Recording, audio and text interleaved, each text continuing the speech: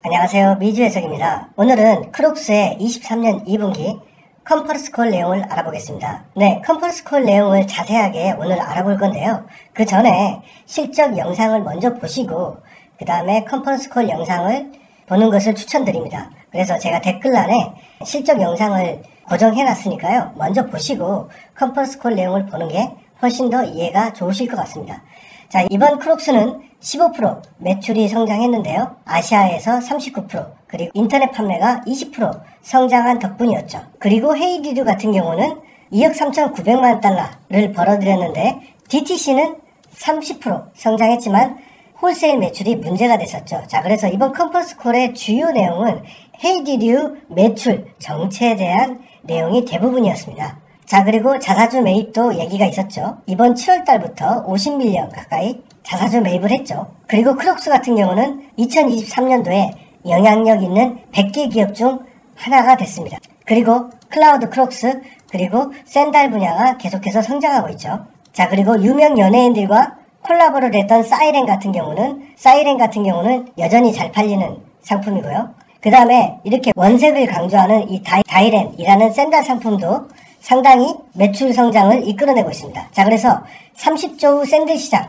이것이 크록스 앞으로 미래 성장에 굉장히 중요하기 때문에 집중하고 있다는 말을 하고 있죠. 자, 그래서 샌달 같은 경우는 34% 성장했고요. 지난 12개월간 40% 성장하는 모습을 보였습니다.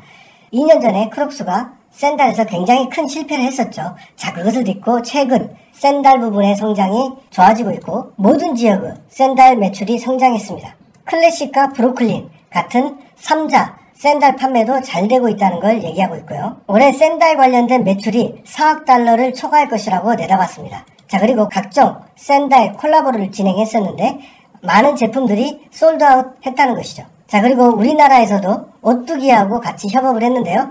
진라면, 참깨라면, 순우추 이런 직비를 만들어서 굉장히 큰 열풍을 일으키고 있죠. 자, 이번 분기에 가장 중요했던 것은 굉장히 강력했던 중국의 성장이었습니다. 무려 이번 분기에 100% 성장하는 모습 보여줬습니다. 자, 그래서 크록스 경영진들이 3년 만에 중국을 방문했고요. 얼마나 브랜드 가치가 커가고 있는지 확인했습니다. 그리고 중국의 유명 연예인들과 각종 협업 그리고 콜라보를 진행하고 있죠. 자, 그래서 중국이 어떤 시장입니까? 세계에서 두 번째로 큰 중국 시장이죠.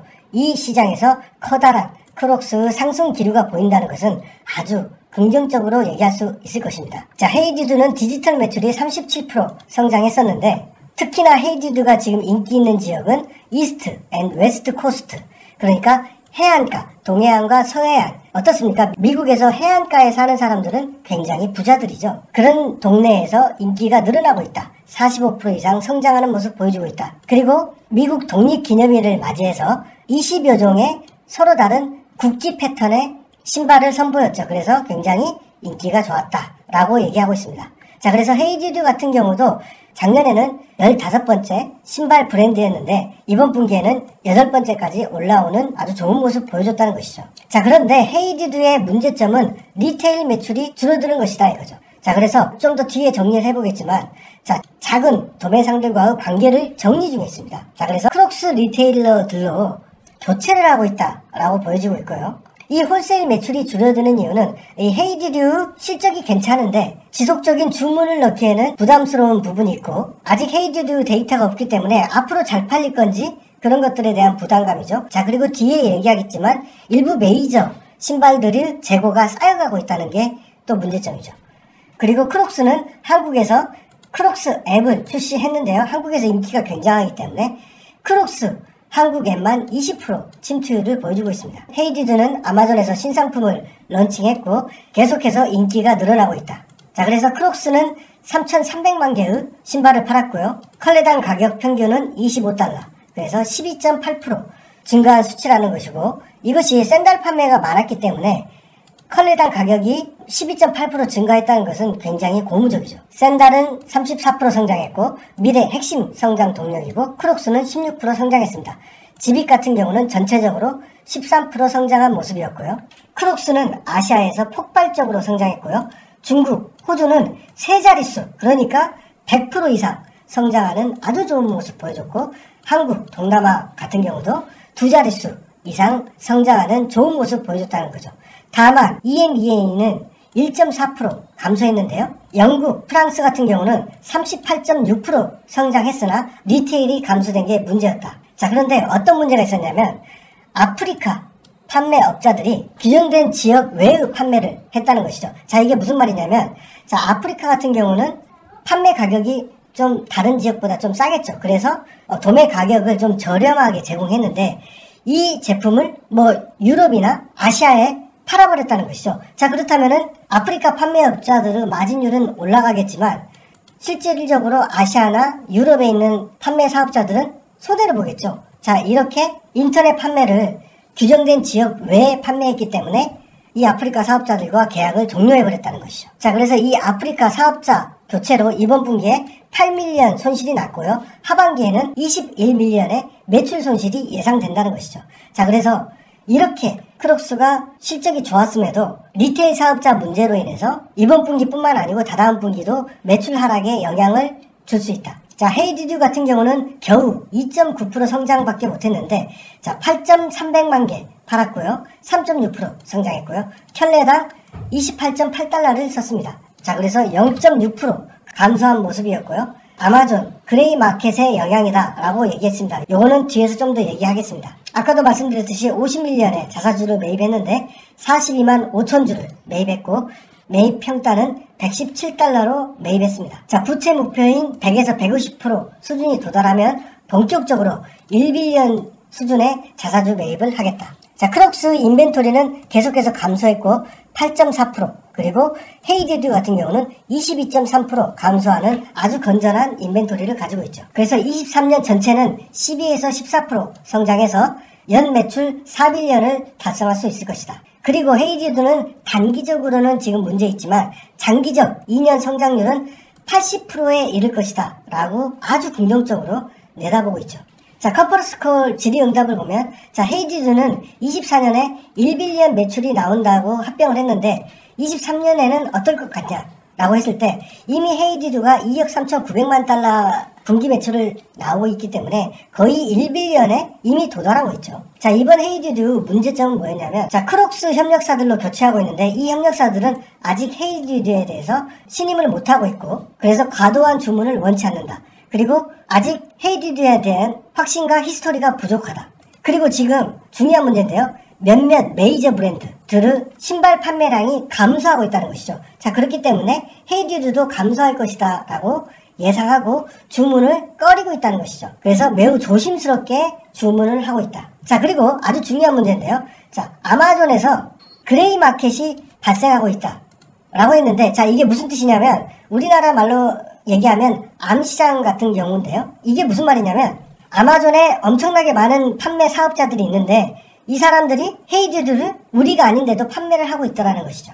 자, 그래서 우리는 헤이듀에 대한 강한 자신감은 있는데 이런 그레이 마켓 때문에 실질적으로 우리의 매출이 그렇게 늘어나지 않고 있다는 것이죠. 매출 상승에 이런 DTC 마켓도 그레이 마켓으로 인해서 매출 상승에 방해를 받고 있다. 그럼에도 38% 성장했기 때문에 아주 좋을 것이다.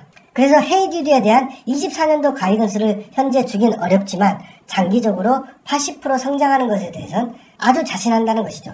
다음 분기 크록스 성장 동력은 무엇인가? 라고 물어봤을 때, 자, DTC가 지금 미국, 아시아 전반적으로 굉장히 크록스가 강하고 특히 중국이 정말 기대되는 것이죠. 자, 그래서 자, 미국 리테일러들이 크록스와 헤이듀를 다르게 대하는 것 같다. 자, 크록스는 이미 판매 히스토리가 다 있기 때문에 크록스는 매우 강하고 헤이듀 자체도 셀아웃이 아주 좋지만 어떻습니까? 아직도 믿지 못하고 있다는 것이고 크록스는 늘 잘해왔기 때문에 리테일러들이 주문을 쉽게 내지만 헤이듀는 상당히 조심스럽게 주문하고 있다. 이것은 우리가 어떻게 막을 수 없지 않냐 라는 얘기고요. 자, 헤이듀가 새로운 리테일 진출이 거의 보이지 않는 것 같다. 그래서 매출 성장이 줄어드는 게 아니냐. 그렇죠. 크록스 유통망을 활용한다고 돼 있는데 왜 이렇게 매출이 안 느느냐 라고 묻는 것이죠. 자, 그거에 대해서 헤이듀가 지난 4분기 감사 세일 판매가 엄청나게 컸기 때문에 1분기, 2분기에도 영향을 미치고 있다. 그래서 다시 4분기 때 헤이듀 매출이 회복할 것을 기대하고 있다. 그리고 헤이듀의 매출에 큰 비중을 차지하는 웰리 앤 웬디 상품의 전망은 어떠한가? 라고 했을 때 엘리 웬디는 헤이듀드 매출에 큰 비중을 차지하고 혁신적인 신제품이 필요하다라고 얘기하고 있습니다. 아까도 말씀드렸듯이 미 국기 브랜드 20가지 타입이 선풍적인 인기를 끌고 있으니까 지켜봐달라라고 얘기를 하고 있고요. 아마존의 유사 상품 문제, 가격 정책 문제 어떻게 할 것이냐라고 물어봤습니다. 자, 저는 아마존이라는 기업을 그렇게 좋게 평가하진 않는데요. 자, 어떤 제품이 아마존에서 굉장히 인기를 얻게 되면 아마존이 어떻습니까? 소매상들의 정보를 모두 수집하고 있기 때문에 잘 팔리는 제품을 유사하게 만들어서 생산 라인을 더 낮게 유지하고 또 웹사이트, 아마존 웹사이트 상에서 더 잘 보이는 곳에 경쟁 상품을 밑으로 내려버리고 어떻습니까? 자기가 직접 만든 상품을 위로 올림으로써 자연스럽게 도태되고 사라지도록 만들고 있다는 것이죠. 자, 그게 아기용품을 만드는 크도시라는 회사를 잡아먹을 때 명확히 드러났죠. 자, 그래서 헤이듀드가 물론 크록스하고 합병했기 때문에 이렇게 잡아먹힐 일은 없겠지만 아마존에서 판매되는 상품이 이렇게 아마존한테 잡혀먹힐 위험이 언제나 상존하고 있다. 자, 그래서 크록스 리테일러와 헤이듀드 리테일러 같은 사업자를 크록스 리테일러가 헤이듀드 리테일러를 할 수 있도록 작업하고 있다. 자, 이 말은 무엇입니까? 예, 기존의 헤이듀드 리테일러들을 전부 버리겠다는 얘기죠. 자, 이것은 셀시어스도 마찬가지였죠. 기존의 DSD를 버리고 자, 펩시 리테일로 완전히 갈아타고 있죠. 차라리 셀시어스처럼 합병 시점부터 이렇게 완전히 펩시 리테일로 갈아타는 게 아니고 지금 헤이듀드 같은 경우는 이제서야 크록스 리테일러로 갈아타고 있다는 것이죠. 자, 그래서 지금 웰리 앤 웬디를 보면 지금 아마존에서 판매량이 헤이듀드보다 적은데 이 회사의 상품을 1등으로 내고 있습니다. 자, 그런데 이 회사가 어느 회사인지 모릅니다. 지금 한국에서 수입됐다라고 돼 있는데 이런 불법 유통 경로를 통한 유사 상품들이 늘어나고 있다는 것이죠. 자, 그래서 아마존에서 일부 사업자들이 싼 가격에 우리의 제품을 판매하고 있고 정말 열심히 차단해서 지우고 있다는 것이죠. 그러나 이런 판매는 더 이상 우리가 소규모 리테일러들하고 판매를 하지 않기 때문에 우리가 계속해서 차단하고 있다.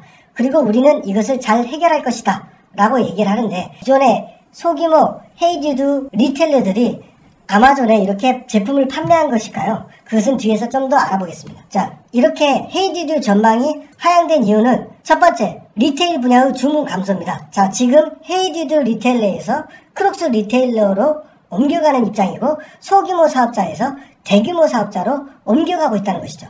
자, 그리고 일부 리테일 같은 경우는 특히 메이저 신발, 특정 브랜드 메이저 신발들의 재고가 굉장히 늘어나고 있다. 그래서 판매 침체를 예상하고 있기 때문에 똑같은 신발군이 헤이듀드에도 영향을 미치고 있다. 자, 그리고 아마존에서 지금 소규모 리테일러들이 암암리에 헤이듀드 브랜드를 판매하고 있기 때문에 본 매출이 감소하고 있다는 것이죠. 자, 그래서 헤이듀드 같은 경우는 2년 전 DTC에서 40달러였는데 지금은 29.7불로 굉장히 줄었다. 이것이 아마존 그레이 마켓의 영향이 아니냐. 맞다. 그레이 마켓이 영향을 주고 있지만 큰 영향은 아니다. 그리고 우리는 이 사태를 굉장히 심각하게 보고 있다라는 것이죠. 그래서 공격적으로 대응하고 있고 클린업 프로그램을 가동해서 그 리테일러들을 계속해서 신고하고 제거하고 있다는 것을 얘기하는 것이죠.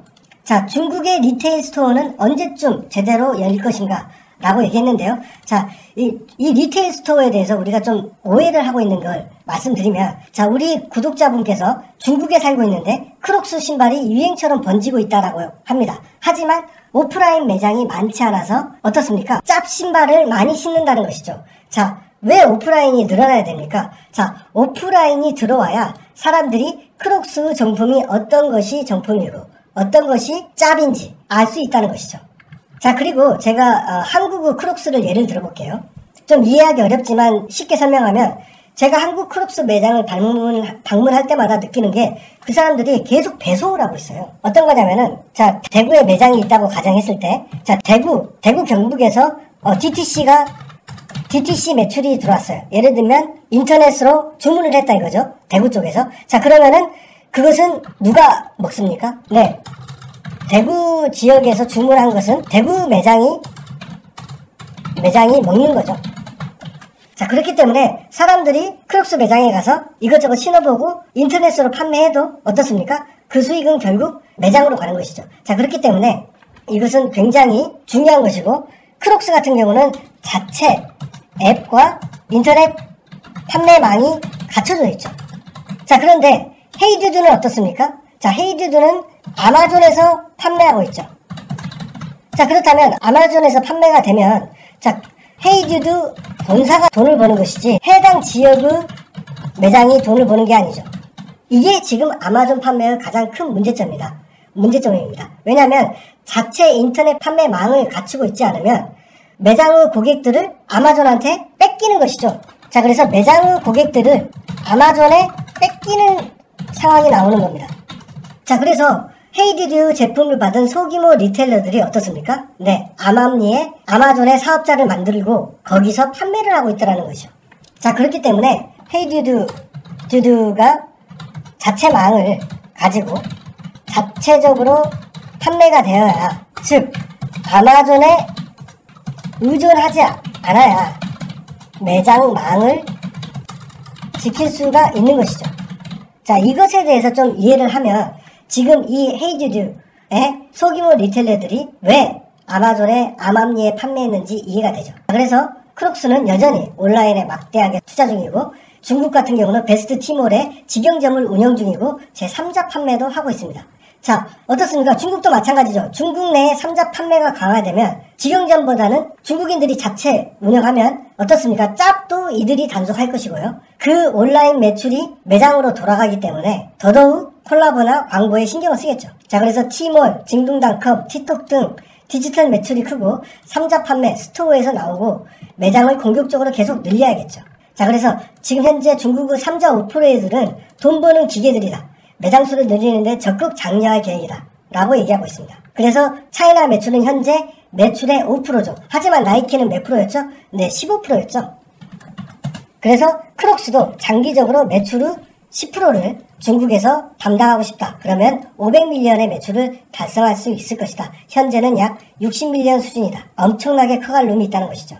자, 그래서 아마존의 이런 재판매, 그 다음에 그레이 마켓, 이 악영향 얼마나 미치느냐. 자, 그래서 어떤 파트너도 이제는 아마존에 판매하는 걸 허락하지 않습니다. 자, 마찬가지겠죠. 자, 그래서 크록스 대규모 리테일러들은, 크록스와 연결된 대규모 리테일러들은 이런 규정을 잘 준수하고 있지만 소규모, 헤이듀드 소규모 리테일러들은 아직도 아마존에서 일부 판매를 하고 있다. 자, 그래서 이런 소규모 리테일러들하고 계약을 해지하고 있다. 그래서 대규모 리테일러들은 이런 일을 하지 않는다.